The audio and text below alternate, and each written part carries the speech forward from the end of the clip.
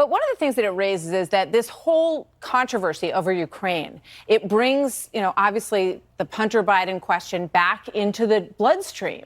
And there will be questions about all of that, obviously. And if Joe Biden becomes the nominee, there's no doubt, on a debate stage, for example, or anywhere else, he would be asked, why was your son paid $50,000 a month for something that he didn't have any experience doing? And would he have gotten that job or the deal with China if he wasn't named Biden? Would he have gotten any of those opportunities if he wasn't the vice president's son? What's the answer to that?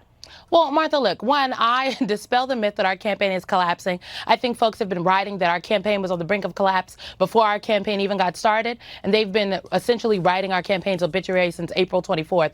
And I think we're still doing pretty well. We are looking forward to engaging with voters all across this country. What I'll say about the smears, and I'll refer to them as smears and lies, that the Trump administration has put forth, and Donald Trump specifically has put forth about Vice President Biden and his family, is that they're just not true, Martha. And so our campaign's posture, Vice President... Do you believe that he would have made that money if he wasn't the vice president's son? Because the vice president was overseeing Ukraine and China. And then suddenly he got these positions in Ukraine and China. So it does raise legitimate questions. And I think no matter who is interviewing or questioning the vice president, he's going to have to answer that question. And so that's why I'm asking you tonight what the answer to that question is. And Martha, he has been asked questions about this. He's done gaggles.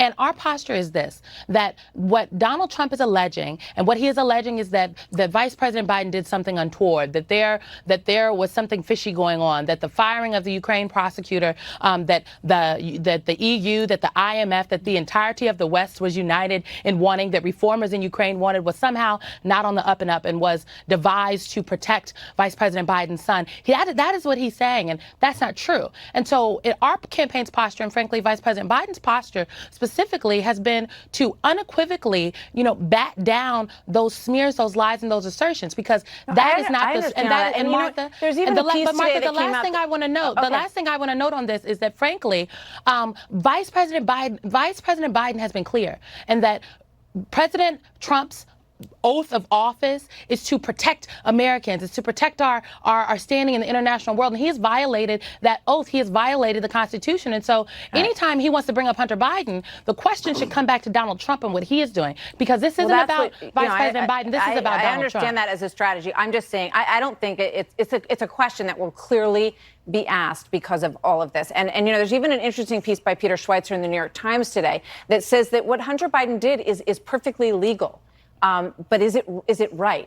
And he's raising questions about whether or not it just presents sort of a bad look, and what the vice president thinks about that in retrospect. Ambassador Susan Rice was out there today I think she was on a book tour, and I think she was on The View or something like that. And she was asked about, you have the clip. We will have it. We'll have it in the next segment, so stick around for that. But go ahead.